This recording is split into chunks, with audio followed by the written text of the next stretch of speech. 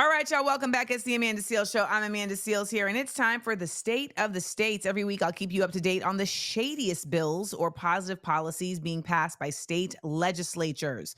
Today, we're focusing on Georgia. Okay, so this is going on. Georgia's Republican Governor Brian Kemp just signed into law Bill 63, which will expand cash bail requirements to 30 more offenses, including criminal trespass, obstruction of justice, fleeing or attempting to elude police, and rioting.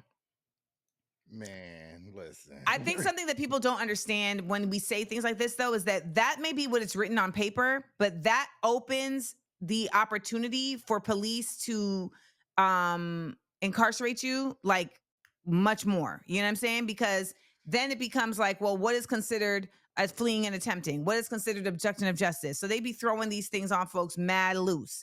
SB 63, though, would prohibit individuals with prior felony arrests within 7 years from being released on bond.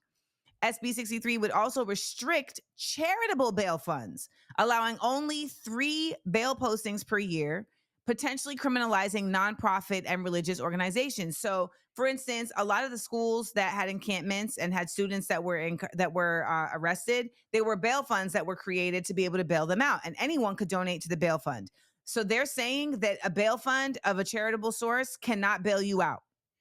It has to be somebody with a certain, you have to have like a certain certification. So the bill could roll back previous criminal justice reforms in Georgia, limiting judges' discretion to forego cash bail for poor defendants. And we know that there are so many folks that end up in jail and stay in jail, not because they've done a violent crime or even because they're guilty, but simply because they don't have the money to get out. And that, to me, is obstruction of justice in itself, because this idea of you are innocent till proven guilty, I don't understand how you're innocent till proven guilty, but the way our court system works is you could be in jail for years.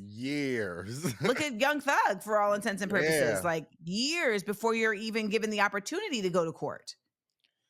That, I don't think they need to be making any more laws to help out the police until they can learn to check the roof. Like, I'm done. Like, check the roofs. Like, I don't know what that means. None of this would have happened if they'd have checked the roof over at the shooting thing. Like, I don't understand why we're making any new laws about anything to help out the police when they're not even doing their job efficiently. Maybe that's what I should say. Got you. Yeah. Well, Georgia incarcerates people at a rate 46% higher than the U.S. average. Wow. And 51% of its jailed population is Black. Wow. Are you serious? Like, do you know when these stats are from? Why would you ask me that? You know I didn't write this.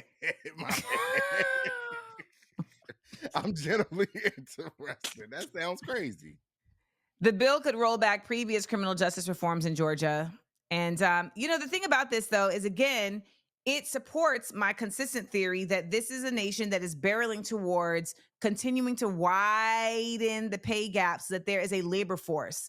This right here is essentially, we are going to make it easier for people to have to do free labor. That's what that slavery is. You got it. Exactly. Call me up, 1-855-AMANDA-8. That's 1-855-262-6328.